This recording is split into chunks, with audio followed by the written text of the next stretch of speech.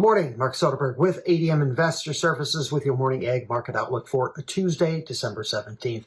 A rather quiet, uneventful trade here overnight as we move towards the morning pause. Corn right now is steady. Wheat is 1 to 2 better. Beans are pulling back a little bit here. Now we're down 2 to 3 cents at session lows. The meal prices are 1 to 2 lower, while bean oil is steady to about 10 points lower. Speculative traders were net sellers of about 8,000 contracts of soybeans yesterday following the lower than expected NOPA crush data. They were net buyers of 5,000 corn, flat in the meal, while light sellers in both the wheat and the oil. NOPA members did process just over 193 million bushels of beans in October. Well, that was the second highest crush figure ever. It was down from the 200 million bushels crushed in the month of October and below expectations. Yesterday's data, to me, would suggest a total crush for the month at 206 million bushels, bringing Q1 usage for the 24-25 marketing year to a record 609 million bushels. That was up 5.6% from a year ago versus the USDA forecast of up 5.4%. Bean oil stocks rose slightly to 1.084 billion pounds, which was at the low end of expectations. I think it's unlikely we'll see the USDA make a change to their crush forecast of 2.410 billion bushels in the Jan WASI report. Board crush margins did slip a couple cents yesterday to a 6-month low at $1.08 per bushel, while bean oil product value fell back to just over 42%.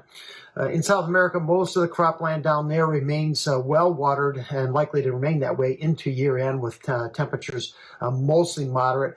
The southern third of Argentina, however, has experienced a little more than a hit or miss on its rainfall here in recent weeks, and expected to remain that way for the next week to 10 days. So we could see some dry pockets and areas of crop stress starting to form down there. Wire services are reporting that Congress is negotiating a stopgap funding measure that will keep the federal government open until March 14th, unless a deal is struck by Friday. A partial government shutdown may start on Saturday. This bill is thought to also fund an extension of the current farm bill for another year. Today, the Federal Reserve begins their 2-day FOMC meeting, where they are widely expected to cut the Fed funds rate tomorrow by 25 basis points to a range of 4.25% to 4.5%.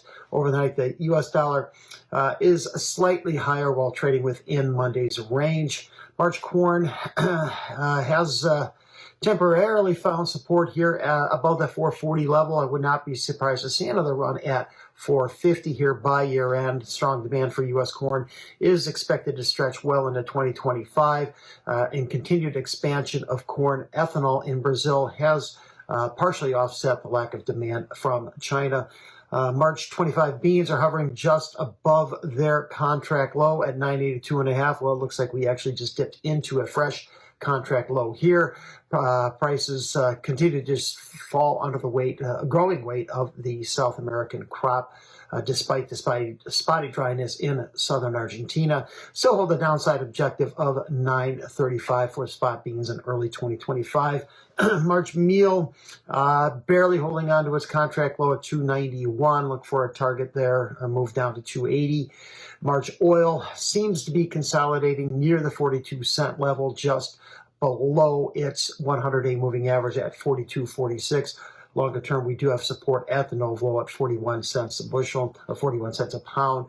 March 25, Chicago wheat did carve out a 2-week low overnight before recovering. Kansas City and Minneapolis for now have held on to that recent lows. Jordan did pass on making any purchases on our recent tender. Wheat just continues to lack a spark to ignite a short covering rally. Thanks for listening, everyone. Have a great Tuesday.